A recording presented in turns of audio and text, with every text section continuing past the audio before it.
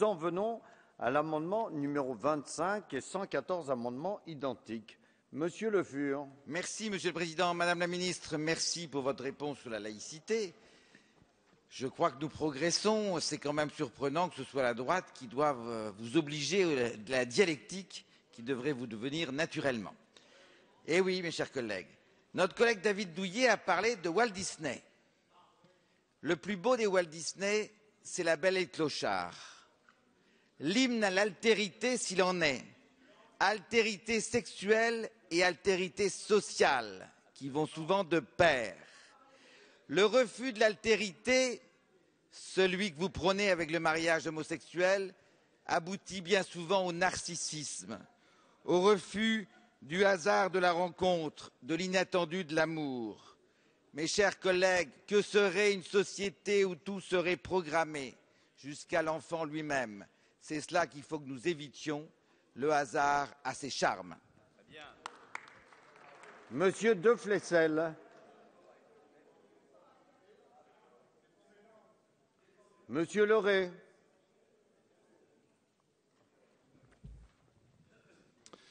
Monsieur le Président, Mesdames les ministres, mes chers collègues, je voudrais juste revenir un instant, il est 3h15 passé, d'abord pour vous remercier, Monsieur le Président, de la tenue du débat, pour ces 10 jours passés ensemble. Par contre, je voudrais revenir un tout petit peu sur le comportement de nos collègues écologistes. Non, je regrette, tout à l'heure, Monsieur de Rugy, vous avez laissé vos mots, mais en même temps, vous êtes excusé, mais je regrette, mais votre comportement sectaire, je souhaite le redénoncer. Quand je vois ce qui se passe, notamment aujourd'hui, depuis quelque temps, à Notre-Dame-des-Landes, si vous avez des leçons de démocratie à nous donner, donnez-leur à vos propres collègues. Et je voudrais également souligner le comportement plutôt grave de Noël Mamère. Il y a quelques jours, ça n'a pas été soulevé dans l'Assemblée, mais Noël Mamère, d'une façon insultante, a fait le signe de croix en nous regardant. Et je trouve ça extrêmement désobligeant, irrespectueux, et je tenais à le souligner. Alors, pour revenir à ces amendements, j'ai le droit de m'exprimer, oui, j'ai le droit de m'exprimer. Je dénonce, je ne vous insulte pas, je dénonce, tout simplement. Monsieur Leray, on a réussi à trouver un calme tout à l'heure. Oui, tout à fait. Mais je vous remercie, Monsieur le Président. Le gouvernement, à mon avis, doit remettre au Parlement un rapport sur les conséquences, notamment liées à l'adoption internationale. Vous avez fait ce choix et vous savez très bien, ne l'ignorez pas, que ce choix a des conséquences sur le potentiel demain de pouvoir adopter en France. D'ailleurs, pour avoir rencontré, et dans mon département pour aussi m'occuper de l'adoption, les familles, hommes-femmes notamment, qui souhaitent adopter sont aussi inquiets sur le potentiel ou l'éventualité de la fermeture de certaines frontières pour l'adoption. Et je tenais à le signaler. Et puis, je souhaitais aussi soulever quand même à nouveau que de nombreux pays sont farouchement opposés. Si, de nombreux pays sont farouchement opposés au choix que vous prenez. Et je crois qu'il faut le redire parce que beaucoup de Français, quand vous parliez des sondages tout à l'heure, sont totalement en méconnaissance de ces sujets. Voilà. Donc je vous remercie de tenir compte de ce que je vous soulevais. Et je voulais ajouter, j'ai pas fini. Allez-y. Mais j'ai pas beaucoup causé. Hein. Donc finalement, nous, opposition, nous souhaitons, comme tous les Français, donc nous opposer, vous dire que nous sommes aussi très choqués par les choix que vous avez pris.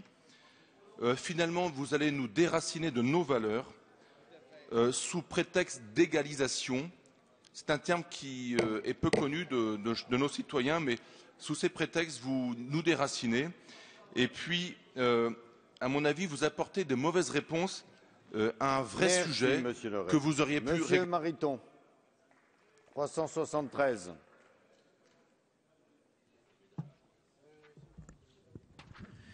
Oui, Monsieur le Président. Il y aura des conséquences en termes d'adoption. Cela a été dit de manière très forte lors des auditions du rapporteur. L'adoption à l'international pour les couples de même sexe, qu'on le regrette peut-être, sera fermée. Il nous a été dit que peut-être l'Afrique du Sud poursuivrait une possibilité d'adoption, mais c'est la seule exception à la fermeture de l'adoption internationale.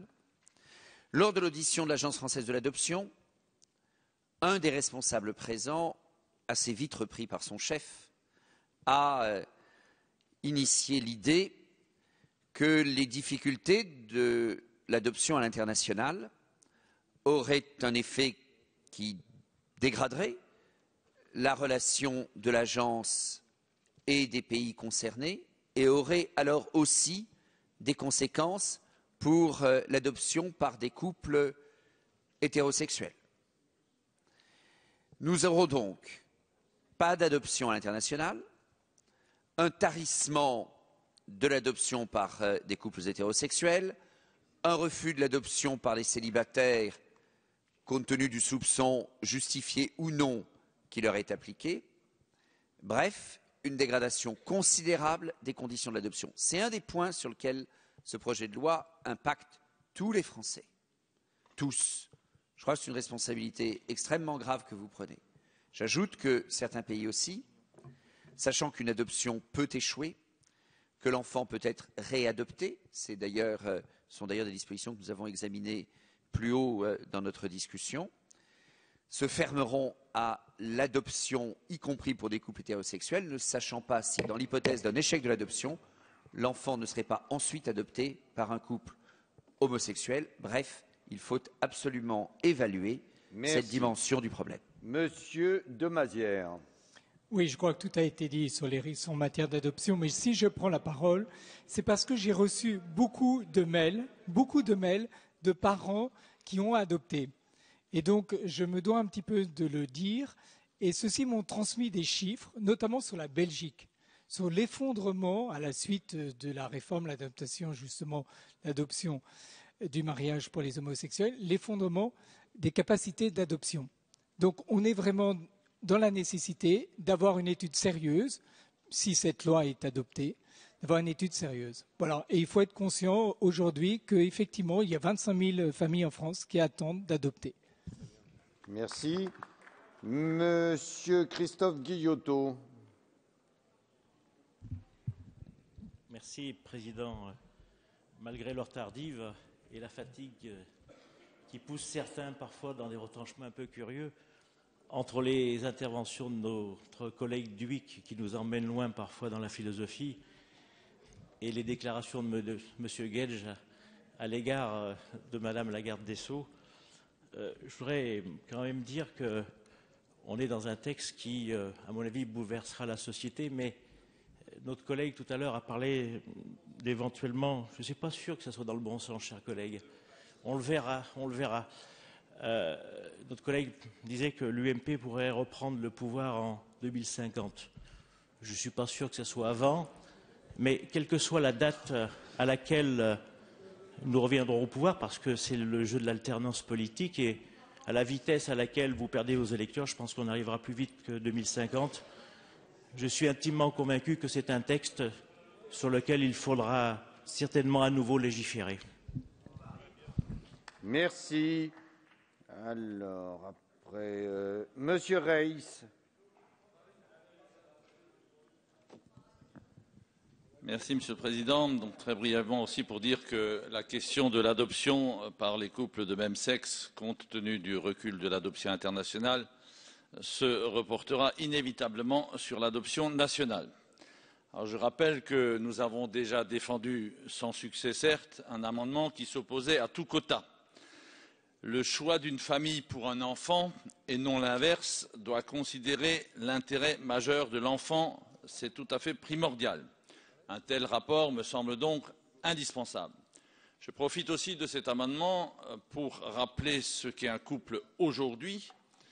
C'est encore une référence au Robert. Le couple, c'est un homme et une femme unis par des relations affectives, physiques. La notion de couple repose sur un principe de différenciation et d'altérité. Un couple de personnes de même sexe ne veut donc rien dire.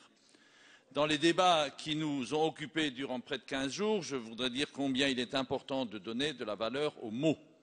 Nous avons tous en tête combien nous avons montré à l'article 4 que la disparition des mots père et mère au profit du mot parent est non seulement une supercherie linguistique, mais aussi un mensonge.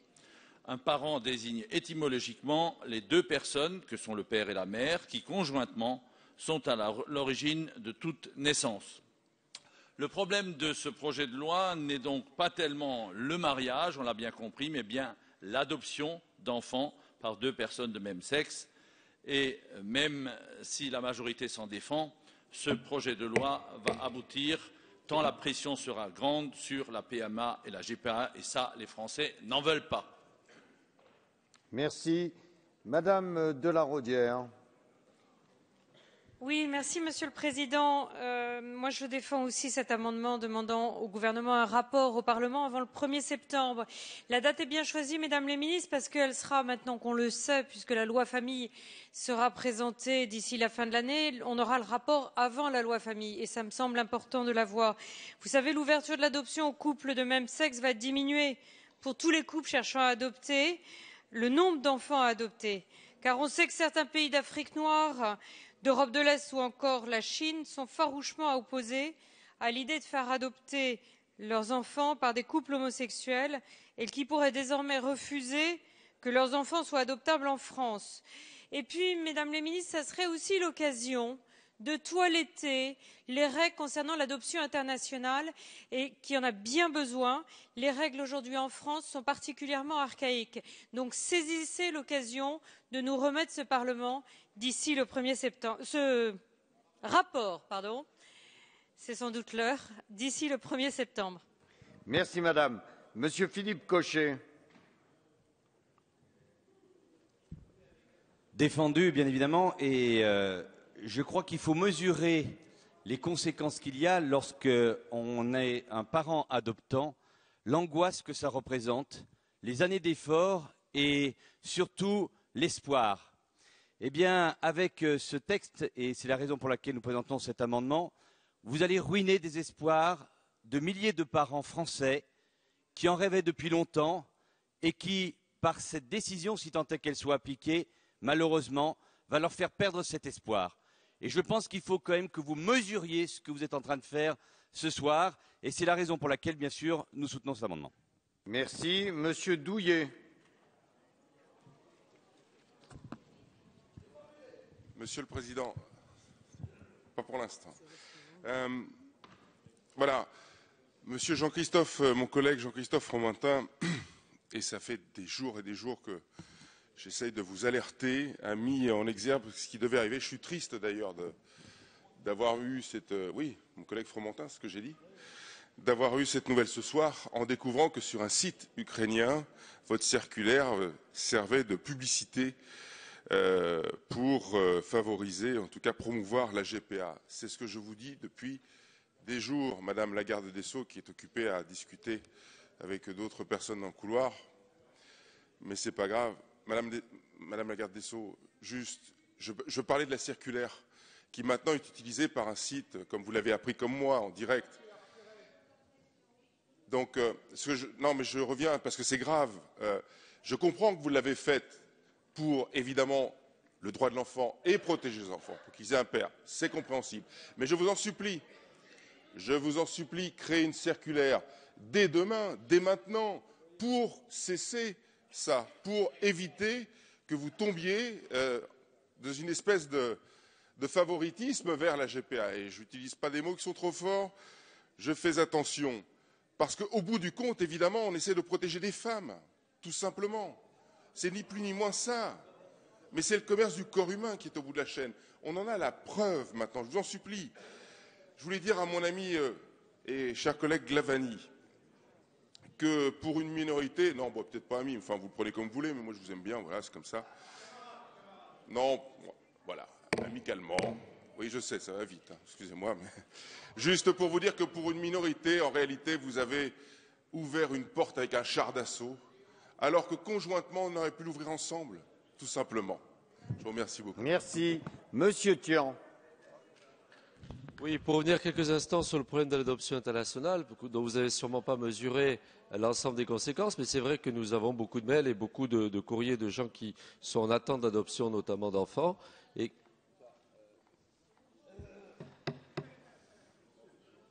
Monsieur le Président, que se passe-t-il? Le gouvernement interpelle directement les parlementaires.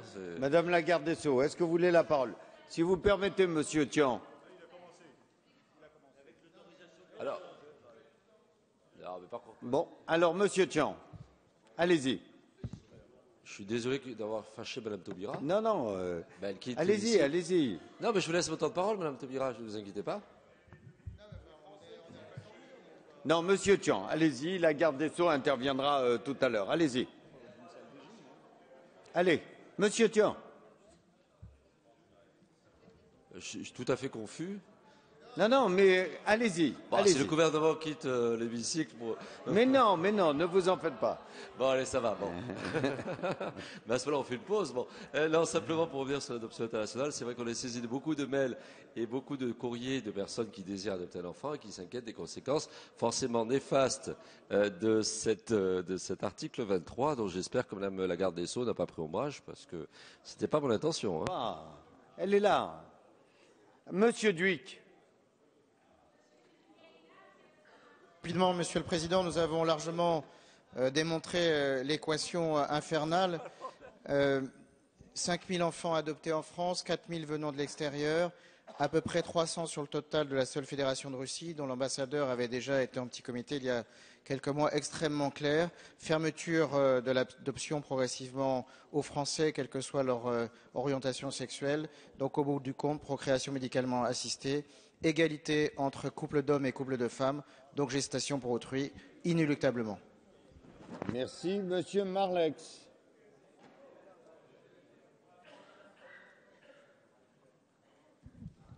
Oui, Monsieur le Président, Mesdames, Messieurs les ministres, je crois que parmi les gens qui ont été les plus blessés effectivement par ce projet de loi, il y a notamment les familles désirant adopter parce qu'elles ont entendu, elles ont cru comprendre qu'il y aurait des tas d'enfants adoptables en France ou à l'étranger et que c'était enfin justice pour ces enfants que de pouvoir avoir une perspective d'adoption grâce au mariage et à l'adoption par des couples de même sexe. Évidemment, il n'en est rien, la réalité est tout autre, c'est 25 000 familles qui attendent dans la douleur de pouvoir adopter. Donc ce rapport sera urgent. Je voudrais, puisque Mme Taubira nous fait l'honneur de revenir dans l'hémicycle, je voudrais revenir quand même sur ce site édifiant que notre collègue Fromentin nous a signalé. Il existe en France, Madame le garde des Sceaux, vous le savez mieux que moi, je pense, un code de déontologie médicale qui interdit la publicité sur les actes médicaux. Et donc, ici, on est clairement dans la publicité, on est même dans le racolage sur les actes médicaux avec des catalogues de mères porteuses. Ça n'intéresse pas M. Vidalis, mais ça pourrait peut-être intéresser la garde des Sceaux. On a des catalogues de mères porteuses en ligne. Et je trouve tout à fait incroyable que, j'espère que maintenant que Mme la garde des Sceaux est au courant, connaît ce genre de site, eh bien qu'il y aura des poursuites de la part du gouvernement français à l'égard de ces sites rédigés de pays étrangers, mais rédigés en français à destination des Français pour vanter des pratiques médicales qui, en outre, sont interdites dans notre pays. Donc voilà, ça n'intéresse pas M. Vidalis, mais nous serons vigilants et ne manquerons pas de rappeler à Mme le garde des Sceaux que ce genre de pratique est totalement illégal et que j'espère que le gouvernement cherchera à les sanctionner. Merci. Merci. Madame Louwagie. Merci, Monsieur le Président. Donc, effectivement, cet article demande que le gouvernement remette un rapport au Parlement avant le 1er septembre 2013 sur les conséquences en matière d'adoption internationale. Je crois qu'au regard du texte du projet de loi de mariage aux couples de même sexe, de toutes les conséquences en matière d'adoption, il est important de pouvoir mesurer les impacts, de pouvoir les évaluer. Je crois que c'est une question de respect par rapport à toutes les personnes qui se battent, qui, je dirais, font tout ce parcours du combattant pour aller à l'adoption. Je vais vous donner un témoignage qui est dans un quotidien et qui montre la perplexité de personnes qui ont réalisé ce parcours, je dirais, d'adoption par rapport au projet de loi. Lorsque mon épouse et moi avons adopté un enfant, les services sociaux nous ont toujours dit ce que nous avons toujours considéré, bien entendu, comme une évidence, à savoir que cette démarche n'avait pas pour objectif de nous satisfaire, mais de donner des parents à un enfant. Or, actuellement, c'est tout l'inverse qui se passe. L'intérêt naturel de l'enfant est sacrifié au profit des revendications de certains. Et que l'on ne vienne pas nous dire que cela vaut mieux pour les enfants que de demeurer abandonnés. Trop de couples hétérosexuels restent durant de longues années dans l'attente de l'attribution d'un enfant. Je crois que par respect pour toutes ces démarches qu'ont réalisées ces parents qui ont réussi à adopter, pour tous ceux aussi qui ont réalisé les démarches qui n'ont pas réussi à adopter, il me paraît important qu'un rapport puisse être rendu sur l'évaluation. Merci Madame. Monsieur Chevrollier. Oui, merci Monsieur le Président. Cet amendement a été défendu. Moi, je voulais simplement revenir sur l'étude d'impact qui n'est pas satisfaisante pour cet article et rappeler l'impérieuse nécessité pour le législateur, pour l'Assemblée nationale, avant de légiférer, d'avoir de bonnes études d'impact, afin d'avoir des lois qui soient bien en phase avec les attentes, avec les réalités de notre pays, et ainsi seulement nous pourrons rapprocher les citoyens du politique, et ce qui n'est vraiment pas le cas de cette loi qui est complètement déconnectée des attentes de la population et déconnectée de l'intérêt général. Merci, monsieur. Monsieur Lamblin. Merci, Monsieur le Président. Alors l'amendement est défendu. Je voudrais simplement dire que pour moi ce soir, la très très mauvaise nouvelle, c'est le lièvre qu'a levé mon collègue Fromentin. C'est terrible pour vous. C'est terrible pour vous.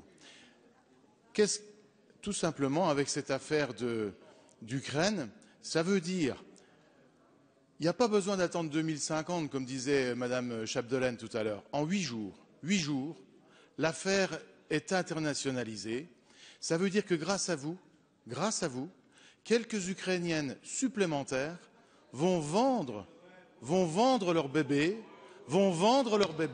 C'est quand même... écoutez, s'il vous plaît, vous stimulez un marché, mon cher. Vous stimulez un marché. Voilà. Alors maintenant, il faut vous poser les questions. Vous allez gagner la bataille législative. Ce sera une victoire à la Pyrrhus pour vous. Ce sera une victoire à la Pyrrhus. Et je vous demande une chose. David Douillet, qui est quand même tout sauf un petit garçon, vous l'a quand même demandé avec humilité. Il vous l'a demandé avec sincérité. Moi, je vous le demande à ma façon. Si vous ne voulez pas répondre devant nous, là, répondez en vous-même, répondez dans votre conscience, réfléchissez aux problèmes auxquels vous êtes en train de vous préparer, parce qu'il va falloir régler ces problèmes-là dans les temps à venir. Monsieur Lequillet. Merci. Monsieur Meunier. Qui est-ce que j'ai loupé? Ah oui, pardon. Monsieur Taugourdeau, alors. Merci. Monsieur Meunier. Merci, Monsieur Taugourdeau. Monsieur le Président, ce projet de loi finit par un naufrage. L'utilisation de la circulaire Taubira par ce site internet ukrainien en est la démonstration absolue. Tout est dit. Nous vous avons alerté pendant plus de 10 jours.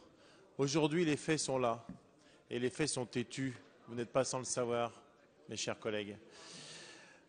Alors, vous me direz, je vois bien que vos réactions, Monsieur Glavany, ça ne lui fait pas le moindre effet, mais je comprends très bien d'ailleurs, parce que tout à l'heure, j'ai rappelé la tribune parue dans Le Monde en 2010, où j'ai cité les co-signataires prônant la GPA. Il y a Mme Najjovala Belkacem, porte-parole du gouvernement, Aurélie Filippetti, ministre de la Culture, M. Vidalès, Alain Vidalis, ministre des Relations avec le Parlement. Voilà, tout est dit. C'est pour ça que ça ne vous choque pas, mes chers collègues.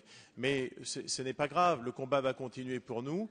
Il va continuer maintenant en deuxième lecture si le Sénat assume ses responsabilités, et je pense qu'il le fera. Et puis, il continuera avant la promulgation de la loi, le 24 mars, dans la rue avec tous les Français qui veulent défendre les familles de France. Merci, Monsieur Houillon. Merci, Monsieur Houillon. Monsieur Berrios. Merci, Monsieur le Président. C'est quand même stupéfiant. On nous dit qu'on prend exemple à l'étranger.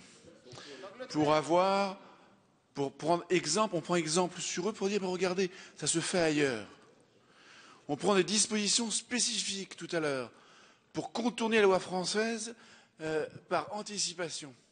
Et lorsque l'on vous dit qu'à l'étranger, il se passe des choses particulières, par la grâce d'une circulaire de Madame la garde des Sceaux, vous, qui d'habitude êtes muet depuis quelques heures en tout cas, vous nous accusez de faire de l'obstruction ou en tout cas de mettre de l'huile sur le feu. Mais la vérité, elle est tout autre. La vérité, c'est que, en temps réel, on voit la portée de vos actes.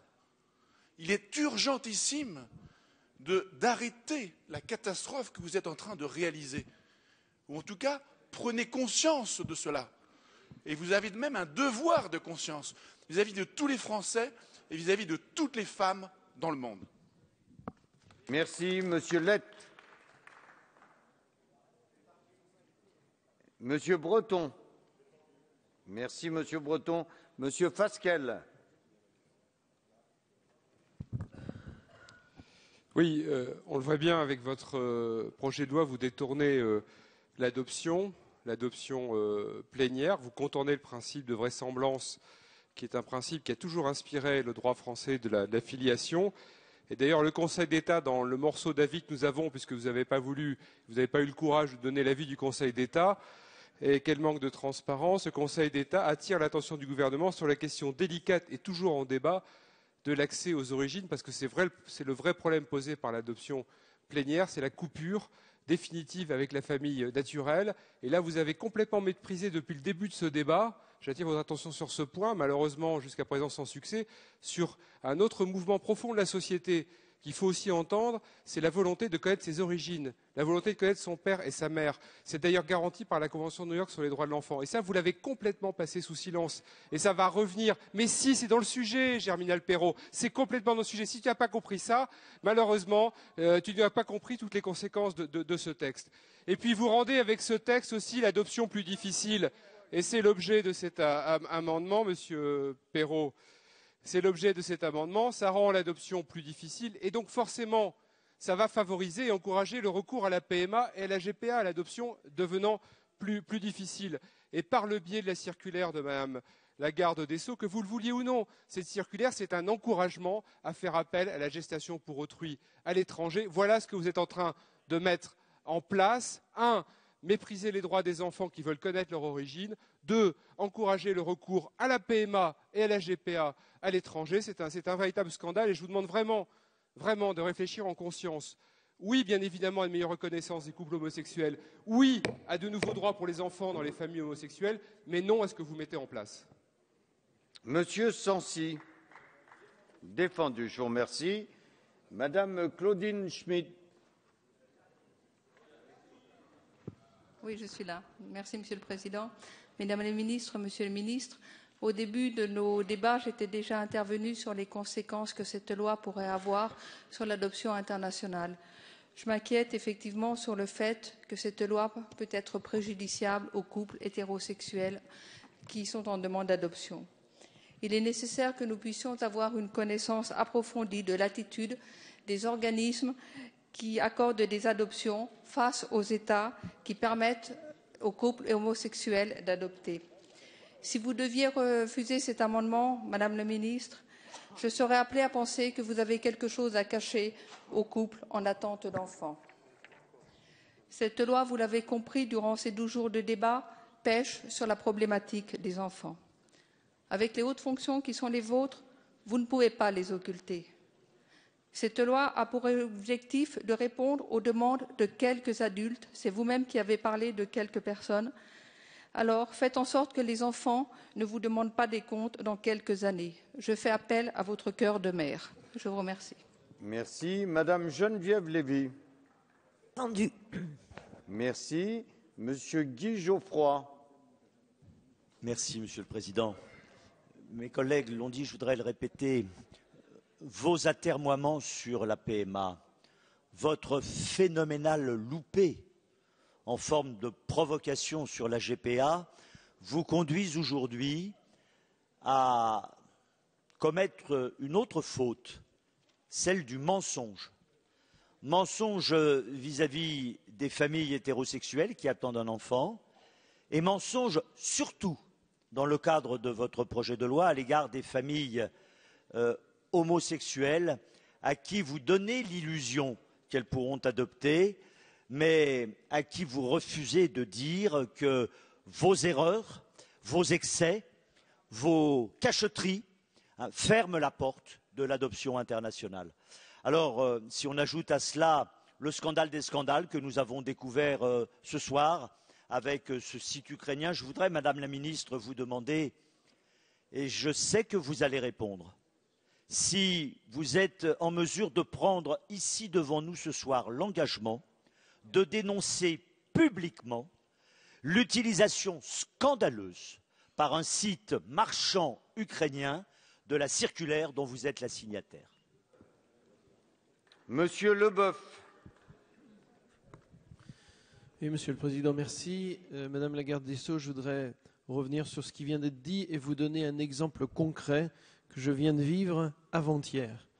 Je recevais chez moi un couple de personnes homosexuelles et qui ont la chance d'avoir un enfant qu'ils sont allés acheter au Canada. Et ils me disaient combien ils pensaient beaucoup de bien de votre circulaire, en disant, ben voilà, enfin, on va pouvoir régulariser notre enfant.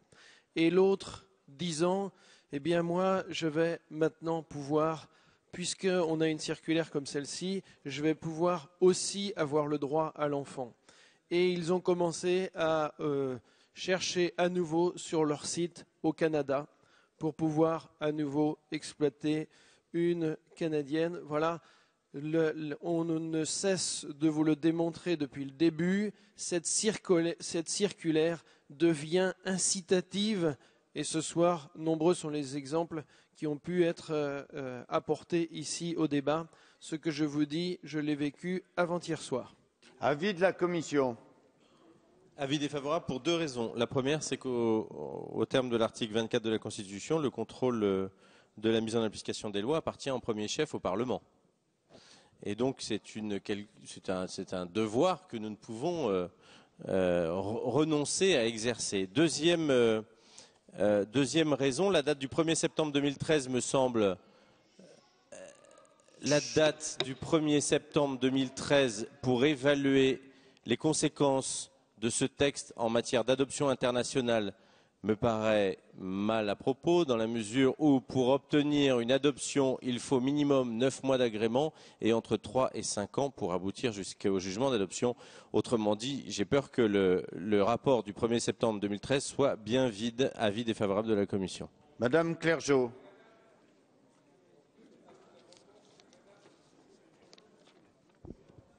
Oui, merci Monsieur le Président. Je crois qu'il faut que nous sortions un petit peu de ce fantasme. Et vous savez très bien que les possibilités d'adoption conjointe resteront limitées compte tenu du nombre d'enfants adoptables en France qui est faible, comme à l'étranger d'ailleurs, et du refus d'un grand nombre de pays de confier des enfants à des couples homosexuels. C'est donc vraisemblablement l'adoption de l'enfant du conjoint qui sera privilégiée et qui va permettre ainsi à un grand nombre de parents sociaux de voir enfin reconnu leur lien de filiation avec les enfants qu'ils élèvent. Ces enfants ne seront plus à part parce que leurs parents seront enfin légitimes, reconnus et parce que leur famille sera protégée. Merci. Avis du gouvernement. Madame Bertinotti.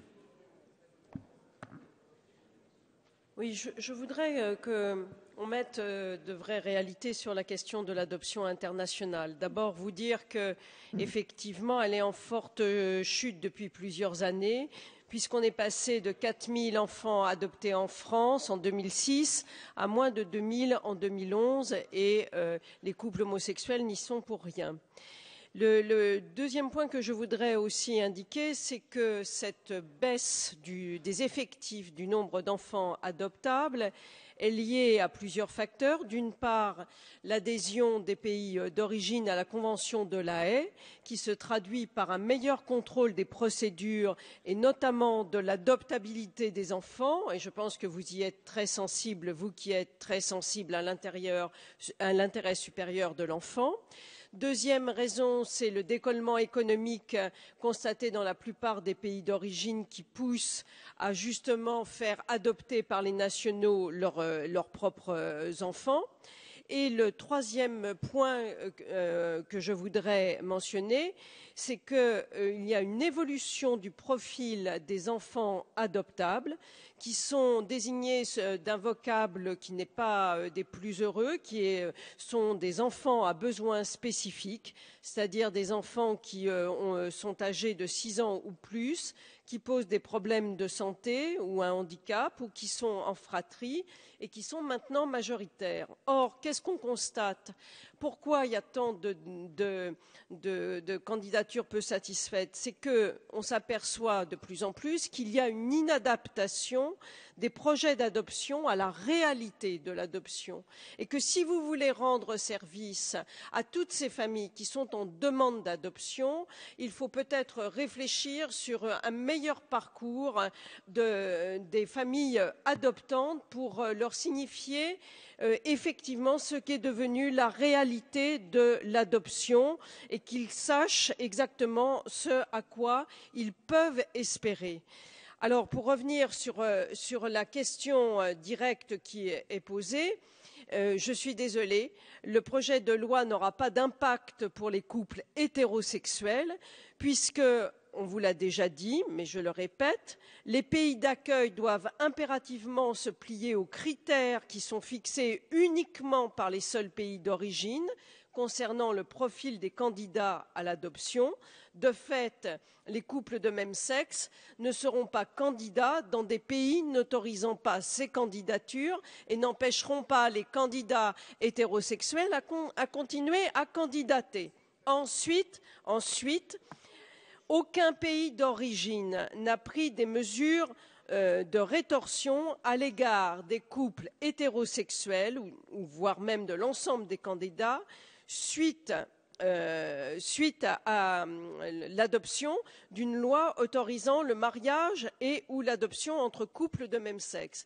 Nous avons l'exemple de la Belgique, nous avons l'exemple des Pays-Bas. Alors je sais bien qu'il ne faut pas aller chercher à l'étranger des références, mais je tiens quand même à dire que ces pays que sont la Belgique, les Pays-Bas, sont quand même des pays qui appartiennent, puisque vous utilisez souvent le terme de civilisation, à la même civilisation et que les phénomènes que l'on connaît dans ces pays ressemblent notablement à ce qui se passe dans notre société française. Alors il est peut-être intéressant et judicieux de s'intéresser et de voir comment, dans ces pays qui sont des pays frontaliers, les choses se passent. Et je voudrais vous dire également que les adoptions internationales réalisées par l'Espagne depuis l'adoption de la loi autorisant le mariage et l'adoption des couples de même sexe a même vu une augmentation des adoptions internationales par ce pays et l'Espagne est même passée devant la France en termes d'adoption. Donc vous voyez bien que cela n'a pas de lien entre l'ouverture de l'adoption aux couples de même sexe. Donc, en conséquence, nous émettons un avis défavorable. Merci. Madame Chenez-Kirouni pour répondre à la Commission et au gouvernement. Merci, Monsieur le Président, Mesdames les ministres, mes chers collègues. Donc effectivement, nous savons bien que l'adoption est un parcours difficile pour les parents et nous connaissons la situation. On n'entend pas ? Je disais que nous connaissions la situation difficile des parents adoptants.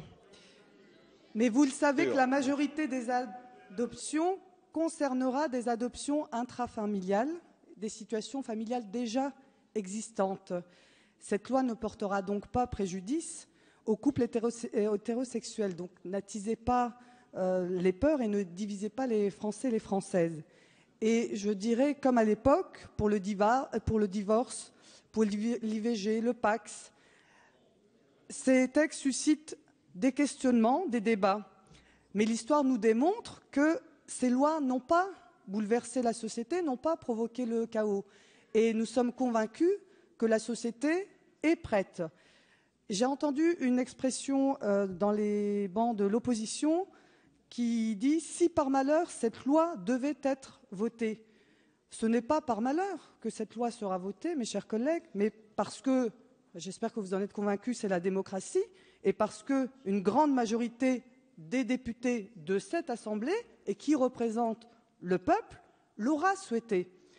Et je souhaite rassurer nos collègues dans nos rangs, à gauche, au sein de notre groupe.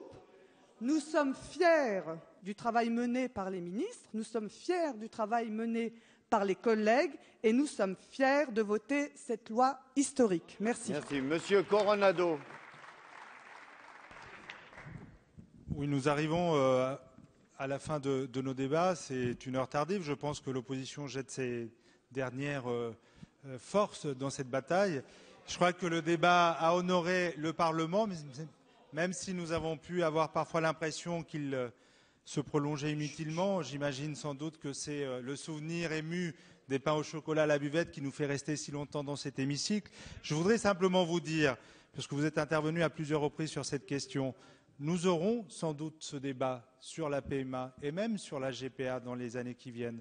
Nous l'aurons parce que ce débat existe dans le pays. Laissez-moi finir, ce n'est pas une agression, c'est simplement une remarque. Nous l'aurons parce qu'il existe même en votre sein. J'ai rappelé il y a quelques jours la PPL que vos collègues de l'UMP ont déposée au Sénat. Ce débat existe et il mérite qu'il soit mené avec des arguments sérieux et rationnels et j'espère que nous l'aurons. Il ne mérite pas, en revanche, qu'on ait recours à la peur, qu'on ait recours au mensonge. Vous êtes intervenu à plusieurs reprises sur cette question. Je voudrais vous renvoyer simplement à une dépêche AFP du 16 octobre 2011, qui annonçait simplement que, suite à un imbroglio avec une famille française, l'Ukraine avait décidé de réserver l'accès à la GPA aux nationaux. Cette loi, elle est rentrée en cours à partir du 1er janvier. Donc ce que vous avez avancé n'est pas la réalité. C'est une façon simplement de continuer à agiter les fantasmes et de faire peur. Nous aurons ce débat, mais ayons-le le moment venu et non pas sur des mensonges ou sur des peurs inutiles, chers amis. Merci, Monsieur Touré. Oui, Monsieur le Président, au moment où se terminent ces débats, et alors même que nous serons amenés à prendre la parole mardi prochain, je voudrais juste, dans ces derniers... Bien sûr, mais je voudrais en profiter, là, alors qu'on est à 4 heures, pour dire tout d'abord que j'ai participé à tous les débats sur le Pacs, que nous avons eu, lors des débats sur le Pacs, des échanges très intéressants, et que je tiens, moi, à souligner la qualité des échanges que nous avons eus, et les uns et les autres. Que je crois que, même si certains peuvent parler d'obstruction, il n'en reste pas moins que, globalement, l'opposition a joué son rôle, et que la majorité a joué son rôle, et que ce n'était pas si facile que ça pour nous. Ce n'était pas si facile que ça pour nous, parce que nous ne pouvions pas vous répondre à tout moment, faute de quoi nous aurions eu 3 semaines ou 1 mois de plus à partir de ce moment-là de débat. Deuxième chose, je voudrais dire très simplement à l'opposition que je crois que sinon elle s'est trompée un peu de schéma. Elle aurait pu avoir une opposition constructive en défendant beaucoup mieux la proposition qu'elle faisait sur son alliance ou sur son contrat d'union civile. Et que, bien sûr que je ne l'ai pas voté, mais bien évidemment, je crois que toute sa façon d'agir a été de nous mitrailler et non pas de construire. Et je crois qu'elle s'est trompée là-dessus. Maintenant, je voudrais simplement dire que j'étais très fier de vous avoir, Monsieur le Président, pour diriger les débats. Ah, merci. J'ai été très fier d'avoir 2 ministres d'exception. J'ai été très fier d'avoir un rapporteur. J'ai été très fier d'avoir un certain nombre de responsables ici qui se sont parfaitement bien prononcés. Voilà. Merci. Eh bien, partageons tous ce bonheur en cette fin de soirée et ces débuts de nuit. Merci. Monsieur Touré, vos compliments me flattent et ça fait toujours plaisir, mais je voudrais vous indiquer aux uns et aux autres qu'au rythme où nous allons, nous en avons encore pour 4 heures. Donc, on conclura tout à l'heure, si vous voulez bien, mais pour le moment, essayons d'avancer. Mais pour le moment, je vous propose une suspension de séance juste après avoir mis cet amendement et les suivants au vote. Quels sont ceux qui sont pour cet amendement 25 et suivants? Contre? Les amendements ne sont pas adoptés et M. Mariton